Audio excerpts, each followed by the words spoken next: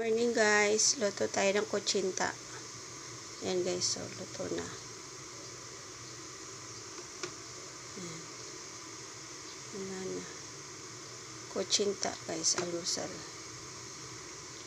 Ganda ng kutsinta guys, so OB flavor yan guys. Ang ganda, wala siyang butas, so ang ganda naman. Diyos ko. Guys, gawa kayo almusal guys. Huwag kayong bili ng tinapay guys. Kagahapon guys, wala akong harina, wala akong kasaba flour. Bumili ako tinapay, 45 ang halaga. Kulang pa sa amin. Ayan o. Ang ganda. Ayan guys. Kain tayo guys, almusal tayo. Ito yung aking almusal for today's video guys.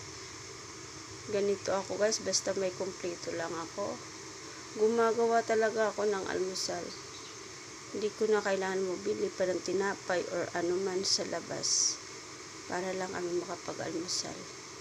Abang tulog pa yung aking mga chikiting. Para pagising, pagtingin sa misa, may makain. Kain na lang sila. Tapos magsasaing na rin para pag katapos nila mag-almusal, kakain na rin para papasok. Ganun lang ang buhay ng isang ina guys. Gagawa ka ng pagkain ng mga anak mo, mag-aasikaso ka sa kanila, maghahatid sundo ka sa school, magbabudget ng mga bilihin nila kung anong kailangan nila. Tulad niyan, 3 yung nag-aaral kong mga anak.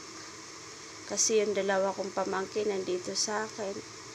May kailangan silang bibilhin. Kaya ito, ganito lang ang buhay ng isang ina. Unahin ang mga anak bago ang sarili. Ganun dapat ang magulang guys eh. Unahin ang mga bata bago ang ibang tao, bago ang sarili. Ganon. Kailangan alagaan din natin mga sarili natin na magulang. Kasi paano naman kung hindi tayo malusog, magkakasakit tayo, paano natin sila maasikaso? Paano natin sila mapagluto? Paano natin sila may pagluto sa almusal?